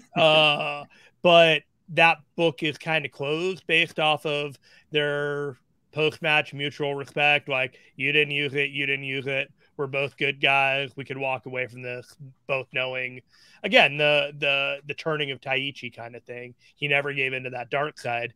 So, like, if it clears the deck for them to have growth as performers in the future, I'm all about it. Like, there are things in the past that can go away in order to clear room for the future and potentially make a callback. But it felt like they were stepping on something to kind of acknowledge it and then kind of put it back in the chest of drawers and forget about it for a while. Yeah, I think that's a perfect way to put it. They couldn't not do this. I mean, like, that was it. Like, they had a ladder match for the Iron Fingers. I mean, what was that? Early 2021. Yeah. Which, this match delivered. That one, your mileage may vary. Ladder matches hard. In New Japan, it's not a thing. They haven't gone well. They do not end well. The only way to say it. So they want. I'm part of me feels like they wanted to like acknowledge the situation and give that some finality and still give Tamatanga a win. So it's good. It's fine. There you go. Well, part of the reason we love New Japan is that they actually do end their stories. They don't just forget about them. So Lance Archer defeated Jonah in the semifinal, and this was a good big man match. This worked out all right, I think. It was, the finish. You can argue about the finish, but again, they're protecting Jonah. They're also setting things up so where there are now 3 people that are very much involved with tiebreakers and possible tie scores and things with Okada, Archer, and Jonah. So this had to go this way in order to make that story work. Overall, I think Archer worked fairly well with him, and it was 12:43. Wasn't that long. Got the job done. I thought it was fine. Archer doesn't match up well with everyone. I thought his match with Tom Lawler was a little tricky because Archer's strength is not going in and out of submissions. Well, here's just something where he can just smash into people, and when Archer can smash into people, he usually does that effectively. So, overall, I thought it was good. It was good. It was a fine match. We've talked about both of these guys enough personally that I feel like there's nothing more to add to this one contextually. Chris, what do you think? Yeah, just that Jonah lost by countout, which keeps the has not been pinned or submitted thing alive, which is clearly what we're going with. So the countouts are okay. I guess we could have done a DQ, right? They are a little more judicious with the DQs than the countouts as G1 history goes, except for 2018 when Tamatanga and Bad Luck Fale had 10 total together, which accounts for more than half of the DQs in G1 history. But it's a whole nother thing. But yeah, so the Jonah lore stays alive. But they've used countouts with big guys a lot, Chris, haven't they? They like I think that's how Tanahashi got past Bad Luck Fale a couple of times that I remember, is just through hitting a high fly flow like on the outside at 18 and slipping in before he can get back in. So it's a way to protect a big guy there. And like you said, Jonah, there's definitely plans for him because they're saving that pinfall. I mean, it's going to be a big deal when Jonah finally does get pinned, whenever that be. Hopefully not for a while, because I think keeping that carrot on that stick is going to be very effective for him. Tetsuya Naito defeated Kenta in the main event of this one, 23-30. This was really good, and two real pros. The Naito rally continues, where he went 0-3, and now he's going to rocket back to the top of the standings. That meant Kenta had to do the job here, but I really liked this one. And these two could probably wrestle every day, and I'd enjoy it. And I think each day it's going to be a little bit different. But Naito had to win this one. He's in Hiroshima. It's the home of the carp. It's his team, man. He can't lose there. And he got the win in the main event, and the rally continues. Yeah, great match. Same as you, I can watch these two go all day. Even in both of their kind of advanced age, they're both still about as good as it gets when it comes to like laying out a match or using kind of some history with Kenta always taking off the turnbuckle pad, and Naito, I mean, in early 2020, Naito's first big title defense was against Kenta, and he ended up a bloody mess because Kenta took off the turnbuckle pad. So they keep going back. Yeah, just the most blood I've ever seen. That was a lot. I mean, probably the most blood I've ever seen outside of like a death match. Or Muto. Yeah, Muto had a couple of Yeah, Muto, right up there. Up there. Yeah, it was. No, I mean, Muto's legendary for the juice he got, but that was in the neighborhood. Anyway, sorry, go ahead. So no, and the callbacks are nice but subtle and never too obvious in the Kenta Tetsuya Naito story. So, and they did it again here, but if you don't know, it doesn't matter, and if you do know, it's just something to be mindful of. So love these guys. And I think Kenta has had a really good tournament in a similar way to someone like Ishii, where he's delivering, but he's not being featured and he's not winning, but he's definitely having great matches. And I appreciate that. Yeah. I'm definitely calling Naito the comeback kid based off of this run that he's having. It definitely feels like that momentum is not stopping for him.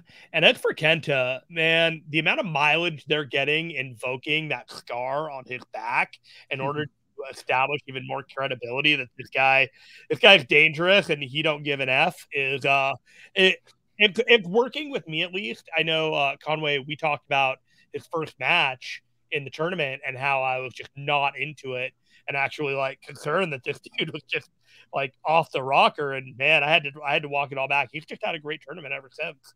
It just strong work by Kenta. I'm glad that he's having a reestablish who he is in this tournament kind of thing. So the shorter block has kind of highlighted Naito's kind of reascension into the top of the block, but looking back, this is the 10th time Naito's won 3 straight G1 matches in the same tournament. That's the narrative with him. He always he seems to be come from behind kind of guy. So, but the thing is, like, 4 is he has a few instances where he's gone 4 in a row, but 3 is often the ceiling, right? So I think that's the story that might be told as we go forward here into Naito's last match with Zach, is that 4th win in a row is not nearly as easy as the 3rd win in a row for Naito. So, but there have been tournaments where he did 3 in a row twice. Obviously, that's not an option this year, but he's streaky. This is the context we have you here for, my man. I know. This is the reason people keep me around. This is the stuff. Does he or Tomoaki Honma have the longest G1 losing streak? Because due to the injury, Naito at one point had a 12-match losing streak in the G1. That's true. It's probably still Honma. Yeah, it's tough It's tough with the forfeits. I don't know that anyone would ever allow me to put that one out into the universe because there have been other forfeit situations. And there have. Typically when you're looking at losses, you probably want to get rid of the forfeits because actual losses are, more important. But Yeah, so that probably still lives with Honma. But yeah, that 12-match losing streak was not great for him. My favorite G1 of all time was 1996, and Junji Hirata had to exit that one with an injury there. But that was another one that was the one where Shinya Hashimoto had the knee injury, and Riki Choshu ended up winning it. And Hashimoto was the IWGP champion, lost all but the forfeit to Hirata, and came out more over than when he went in, because the matches, his bravery in losing with a knee injury got him over more with the crowd than if he had won the matches. So just some fun New Japan stuff there. Okay. Yeah, forfeits used to be a lot more common, but yeah. Honestly, I think it was 2013 when the last forfeits happened before Naito last year. So and luckily it looks like we're going to get through this tournament again without any. So yeah, and that's just all a matter of luck, and we were in this. Yeah, but it worked out. I wanted to ask you this. We mentioned the Hiroshima Carp thing. Mentioned things like so he wins in Hiroshima. Chase Owens seems to always upset somebody at Korakuen Hall and things. Do you think? And I know you're not in the room, but just from looking at the patterns, does Gedo pay attention to venue when booking winners and losers and making matches and saying, okay, I'm going to put a Naito win here because it's his thing, or Chase needs to get an upset win, I'm going to put it in Korakuen because that's when it tends to happen. Do you think it's deep enough that he pays attention to that? The data says yes. Okay. So every show I pull venue stats for broadcast team, and they're usually pretty indicative of what's going to happen. So some of them are more 50-50, right? But yeah. And so that's an indicator that there is one that's on the fence. But the top guys have their kind of home turf, where then it becomes a really big deal if they lose at a certain venue or if they win at a certain venue. Just like some city just like cannot get through it. So and then Korakuen specifically, I think you can always anticipate an upset at Korakuen. Yeah. So and then probably something big, or at least a good card in Osaka, like if we're talking G1 specifically. Yeah. Yeah, and I know that I like Taiichi usually does well in Sapporo, which is where he's from. So yeah. And when I was looking at who's Jay White going to lose to, I started to look at hometowns and whose hometown are they going through, or is Jay White wrestling in, and or who has a hometown of, say, Kobe or Beppu or somewhere they're headed on the next tour, so that they could do a defense in a hometown, and nothing lined up. So, spoiler alert, I think Jay White's going to go undefeated through the block, but I had a theory that they could draw. Tamatanga and Jay White could draw, and that could lead to some type of match. But that was hedging on a theory that Conway had, that Tamatanga was going to be the guy that had Jay's number in this tournament. So still on the table. We're still navigating that, but I don't feel as good about it as I did 2 weeks ago. A couple of weeks ago, I thought that, well, this will be a thing where it's like, and my initial thought was, I'll tell you exactly what I was thinking, Chris. I thought, it's proven wrong now, I thought Sonata would be a little bit more in the mix at this point, and that Tamatanga would get that upset on Jay that would keep him out. And because they need another opponent for Jay between now and the Tokyo Dome. So he has to lose to somebody, and it doesn't even make sense for the world champion to win the G1. The G1 exists to create opponents and title shots. Well, so I'm gonna okay. No, go ahead. You're the guest. Go ahead. What if there's a reason for Jay White to win the G1? Well, I mean, there could very well be. What if somebody's on the table and willing to come to Japan on 1-4, and Jay knows who to call? Yeah, well, I mean, there's so many open doors these days. Yeah, well, there is. Maybe that's something that could happen. I mean, it's a true responsibility, or a true possibility now. And I know nothing more than you know, right? Right. But if Jay White wins, I'm excited for where we're headed for 1-4. Well, then we kind of have an idea of what they're thinking on that. A pretty good idea of what they're thinking. The they still have to fill 2 nights of main events too. So there has to be something for. We don't know. Oh well, that's true. We don't know that for sure. We don't. There's also really a lot of open doors that may travel across Pacific. For a second night. I don't, like I said, I don't know anything, but I'm happy to speculate about doors that are open. My theory for a while there was it was possible that maybe they do some type of forbidden door on a number 2 night in January, if possible, if that's something that, all parties involved could agree to given enough time. So you're right. There are absolutely so many possibilities now. And it's not just myopic or linear that what happens in New Japan is the only thing that's going to define Wrestle Kingdom. Yeah, my logic on that, like I said, I'm wavering on it because they do seem to be leaning toward Jay running the table here on at least in the block and then maybe beyond. But my thought process was, Tamatanga gets the upset for Jay White for kicking him out of Bullet Club, thus setting up a title shot between the two. And you got to have a title shot between, there has to be main events between now and Kingdom and all that. But like you said, it all depends on what they have in mind for January 4th, and if they go that direction, then that would be obviously a big monstrous match. So if we get that, to me, the most likely scenario here, just because we're on it, is that Jay White loses to somebody in the semis. Because then Jay White has a G1 thing, ran the block, didn't lose a block match, right? Every top end New Japan wrestler gets a G1 thing that's theirs, right? Yes. Okada's got the streak. Jay White could have the, going through a block undefeated. Jeff Cobb's got the streak in 1 year, right? A lot of these guys have. Even this year, you got one for each guy. This year, totally. You got Naito do the coming from behind. You got Okada potentially just beating the world beater block. You got Jay being undefeated among world class.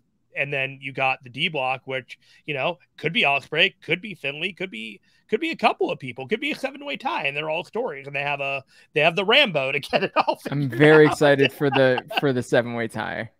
I'm very excited. It's fascinating to me if they decide to go with Jay. And I mean, look, we're hinting at Kenny, for the love of God. We haven't said his name yet. That's what we're hinting at. We don't know. What? No, yes, don't know. I would never. Does he also have a protected finisher? No, well, yeah. Well, I mean, they might go with, maybe they'll go with somebody else, but I don't think so. I think that's probably where they're landing. It would to be fair, it will take a little bit of time if you only have one wing to fly over to Japan. Yeah, but it would also be the one. It would make that whole thing very special. What would be just as interesting to me is what would they end up doing with Okada, who is their go-to guy for the big shows and the big main events on the big shows. Now, Jay and Kenny could do it. That's not me saying that that's not a main event match. Hell yeah, it is. Of course it is. And in Japan, it'd be a monster because Kenny is thought of like that. I would just be very interested to see what they're not going to have Okada in a 6-man tag low on the card. What is the story for Okada then if he's not competing for the world heavyweight title at Wrestle Kingdom? I would be very curious just to see what they end up doing with the guy, because he is their safety blanket. He's the guy that they put the belt on when they feel like we need a little bit of security here as far as someone who can draw. Well, the other thing is White would have to defend at some point. Even if White wins the tournament, he's still going to defend between now and January 4th. Sure. He loses the title. And then he's got a briefcase, right? I mean, there's Jay White winning the tournament to me would indicate they've got something big planned for January 4th. If he wins the whole tournament. If that thing then falls through, Jay loses a defense and you do the rematch via the I won the G1 briefcase. He shakes the briefcase at him. Yeah. He shakes the briefcase and says, okay, I'm still going to main event Wrestle Kingdom. Blah, blah, blah. See you then.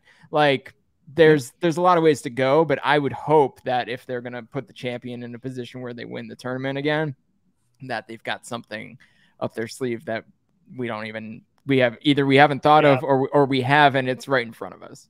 Kaiji Muto, the last champion to win the tournament, I believe. So there you go. He's on his farewell tour. Maybe he'll come back for another Wrestle Kingdom main event. I would actually love to see Kaiji Muto wrestle. I would love to see Kaiji Muto wrestle at Wrestle Kingdom, even if it's in a smaller match right there, 6-man or something. Yeah, he really should. Yeah, that I would imagine that's on the table. Yeah. There was when he was the headliner. There was a point that New Japan was so hot they were basically running the Tokyo Dome quarterly. Yeah. And with him mostly on top against Takada and a few others. And if anyone could do it, or anyone is associated with New Japan establishing the Tokyo Dome as the spot, he's one of those guys. And it would be nice to see him get that thing like they did with Liger, where he had the featured undercard match on the Kingdom. It seems like it would be fitting. Yeah.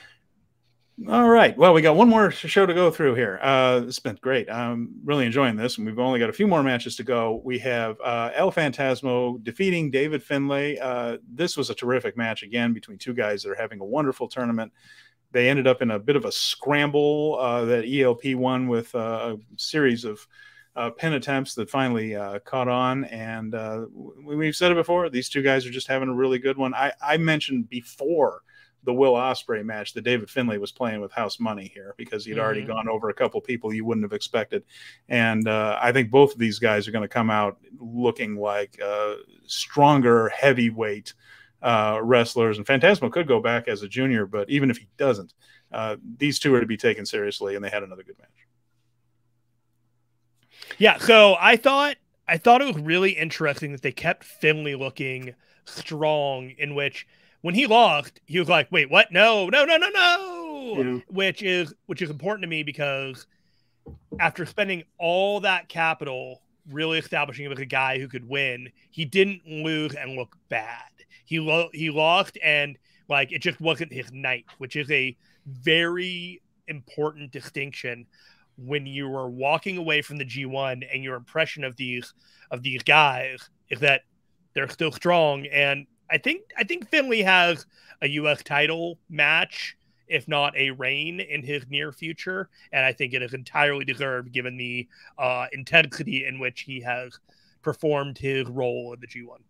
Yeah, I think Finley was the star of the G1 for his 3 wins, and that was his arc. And that's the glory of the G1, and honestly, the glory of kind of the shorter blocks is like those arcs are pretty obvious when they're happening, right? And Finley beating Ospreay, while surprising, also kind of wasn't. After you saw him beat Shingo and beat Juice, you're like, maybe he could, right? Yeah. And then, of course, they had a great match, and he won, and now he's got his next steps all squared away. He's got the challenge out to Ospreay. He cut a great promo in the ring, had his moment, still a guy. He's, in his own way, at his own pace, he's a made man.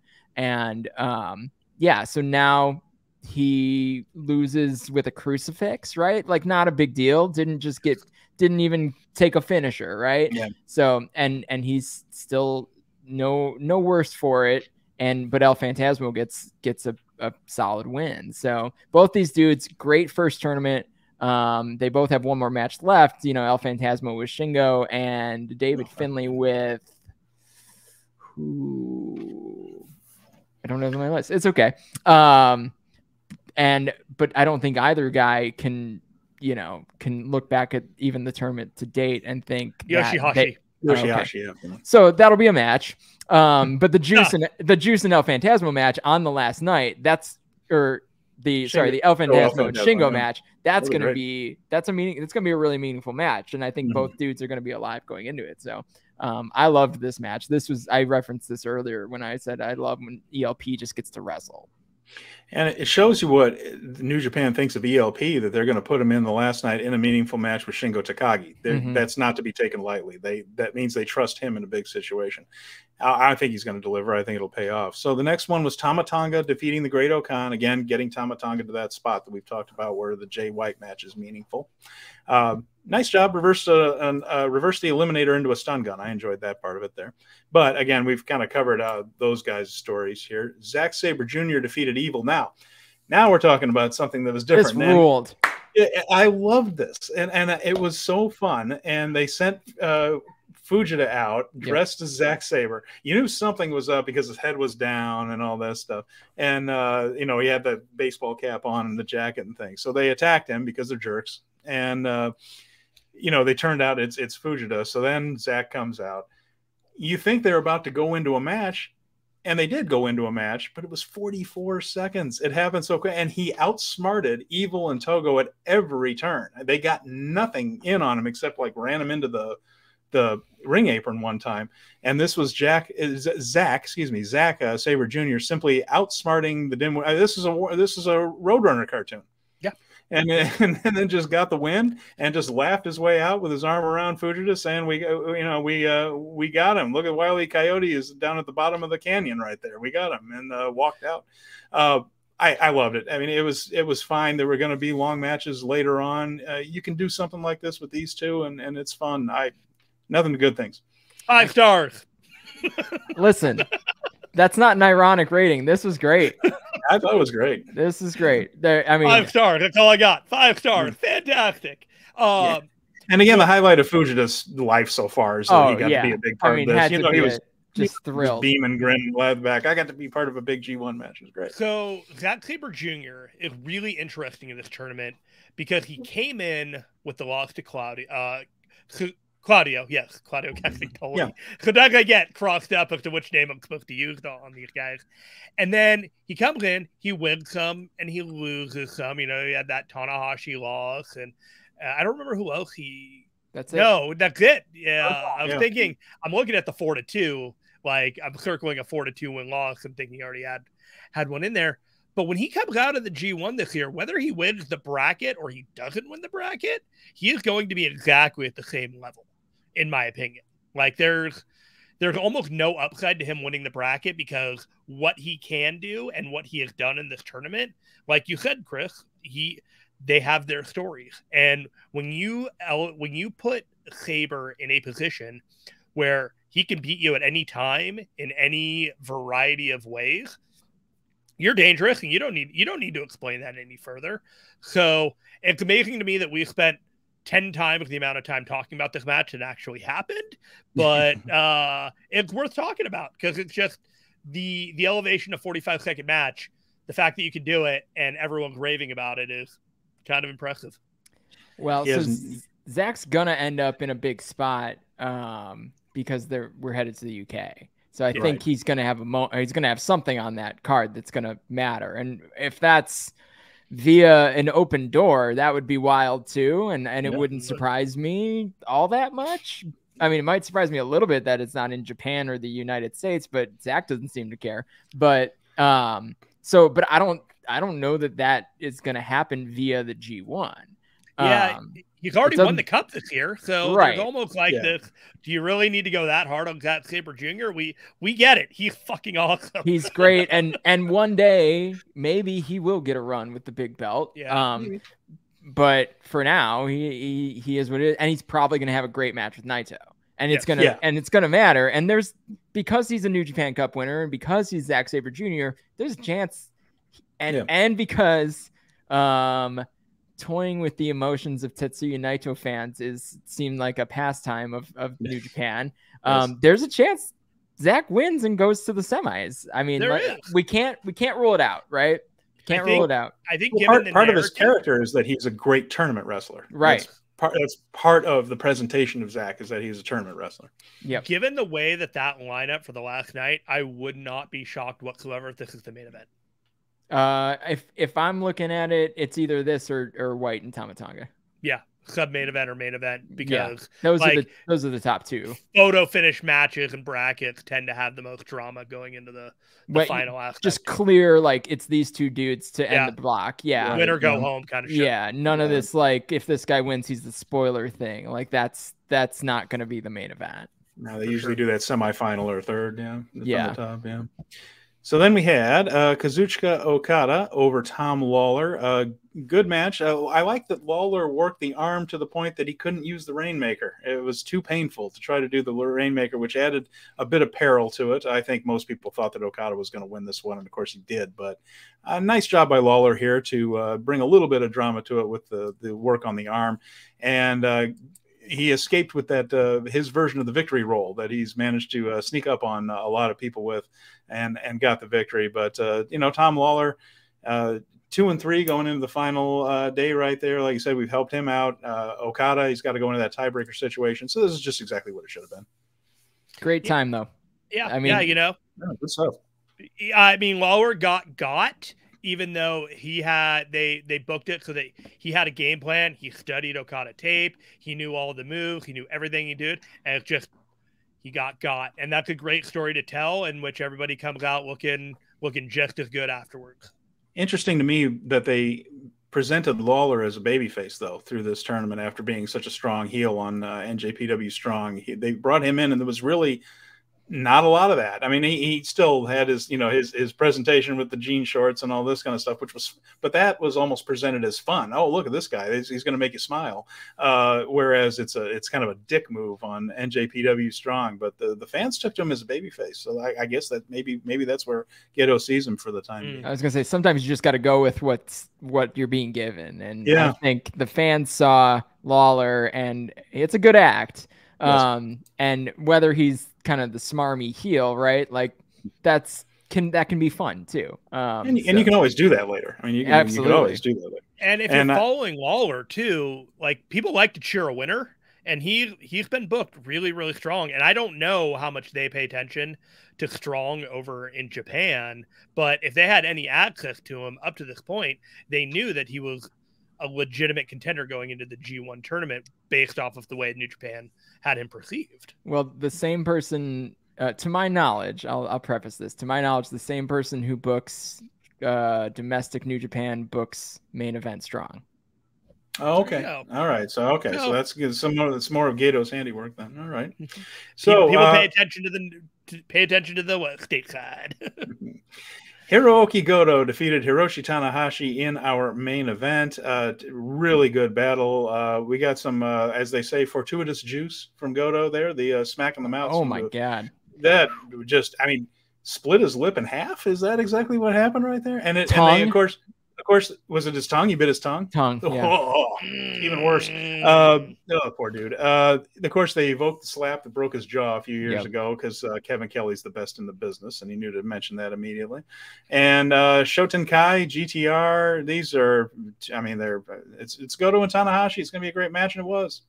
For my money, this is a perfect G1 Climax match. Yes. I would agree with that. Yeah. It's just, if you think of a G1 match and you just take it from start to finish, you got 19 minutes and 1 second of Goto and Tanahashi, hard hitting, well worked, smart, just everything you could ask for. My match of the tournament, it's not even close. Yeah, without a doubt. Okay. Just my favorite match of the tournament.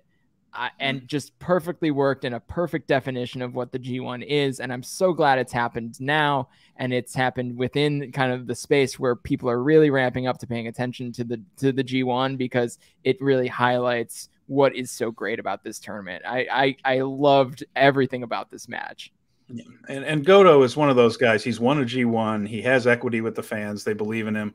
And Tanahashi continues to move toward being like truly one of the best ever. And it's not any kind of a shock that he's good, but he always manages to get me sitting there just thinking, man, this guy, it's different. His matches look so different than they did a couple of years ago, but they're great in similar ways. They're still great. He just works it different. The man just adjusts like hardly anyone I've ever seen. There are wrestlers in this world, and then there are wrestlers. And these two guys came out and showed everyone else how to do it. I think, Chris, you're absolutely right. As we go into the last 3 days of the G1, having this be a main event and just be like, okay, we're in fifth gear now. Everything matters. These guys are going hard because they want to win their bracket, and only one guy is getting the 2 points. Let's find out who it is. Now that we got 18 more matches to go, 5, 4, and 9 on the last day? 8. Yeah. Ooh. Every match matters. Every match matters. So with the current standings, so now that we've covered what has happened. So now going forward in the A block, Kazuchi Okada leads it with 8 points. Lance Archer and Jonah still in it with 6, and there are a whole mess of tiebreakers that could come into play right there. They're keeping this on. What's that? Tiebreakers. Block B, of course, it's all about Jay White and Tamatanga on the last day right there, and we covered that and what we think might happen there. I'm breaking down my upset special that I named in the first bit. I think it might be running the table. Block C is an unholy mess. Zack Saber Jr. has 8. Goto, Tanahashi, Naito all at 6. We're leaning toward Naito making the run, but Zack is a possibility. And the D block, if I'm lying, I'm dying. The leaders, Yujiro Takahashi, David Finlay, followed up by 2 of the best on planet Earth, Shingo Takagi, Will Ospreay, Yoshihashi, Juice Robinson, El Fantasmo. Everyone is still alive, and everyone could be still alive going into the doggone semis. Tiebreaker Rambo. Could happen. I am excited. It will get just absolutely demolished on social media or Twitter or whatever, but I am here for Tiebreaker Rambo. I kid you not, because then I can pull Rambo stats and send them to Kevin and Chris, and I don't even know what Rambo stats look like, but I would get into it. Sign you up. You are here for it. I need something to dig my, really dig my heels into, and Rambo Tiebreaker might just be it. Nothing lights Chris Samsa up like inventing new sabermetrics for wrestling. Yes, new fake stats for a fake sport. I love it. So much fun. All right. Well, is there anything else we need to cover? Jeremy, what else you got? Well, we'll just run down the matches that we'll be looking forward to next week. Indeed. On the 13th in Machida, we got Yoshihashi versus Will Ospreay. We got Shingo Takagi versus Yujiro Takahashi. Toriano versus Jeff Cobb. Taiichi versus Jay White. And Aaron Henare versus Kenta. In August 14th in Nagano, we got Taiichi versus Great-O-Khan. We got Hiroshi Tanahashi versus Kenta. Tom Lawler versus Jeff Cobb, which I'm personally pretty interested in.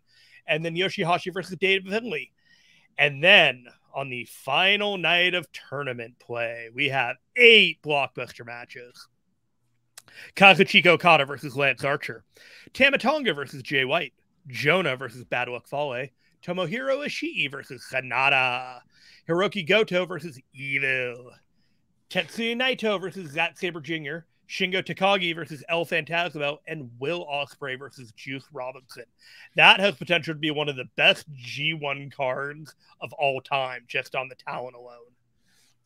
Should be exciting. And then, of course, the 19th night of the tournament, where we have the semifinals, be at the Budokan Hall on August 17th, and then the 18th will be the finals. So, we want to just say a big thank you to Chris Samsa. Like I said, I'm a big fan of your work. I enjoy it.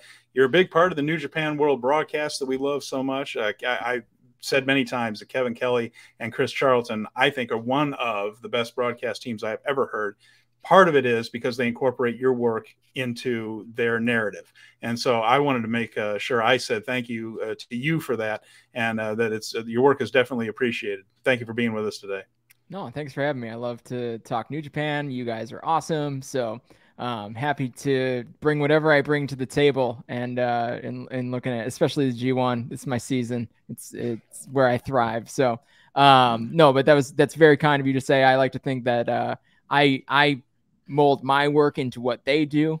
So it is a good partnership, and I love the New Japan community, yourself included. So thank you for having me. It seems very healthy and cooperative, the relationship you have with that broadcast team. And again, thank you so much. If you want to go ahead and share your socials with the world, please. anything you got going on? Sure. So social media, the Chris Samsa, that's TheChrisSamsa, mostly Twitter.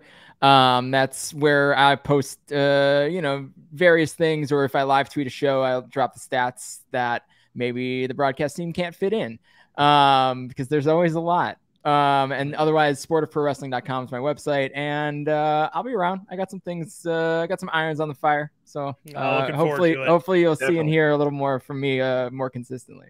That's awesome. So. Looking forward to it. Conway, socials. I am at Stephen Conway 88. It says right here at the bottom of this thing. At Stephen Conway 88 on the Twitters. I also have my history website, ringsidereplay.com, and you can find me there or on the Twitter machine. So, Jeremy, what about you? I'm at Jer5. Pretty much find me spouting off about wrestling on Twitter. Sometimes you find me on Reddit posting these videos, so on and so forth. But this is where you'll find me. pretty much talking New Japan on the video screen. And we will be back in about 1 week so we can go over everything that has happened and all the speculation that we just spent a couple hours talking about. We're going to see how it all plays out. What does New Japan have in store for us? We're very, very close to finding out, and we're excited to see it. So for Chris Samsa, for Jeremy Feinstein, I am Stephen Conway. Thanks for joining Speaking of Strong Style, and we will see you again very soon.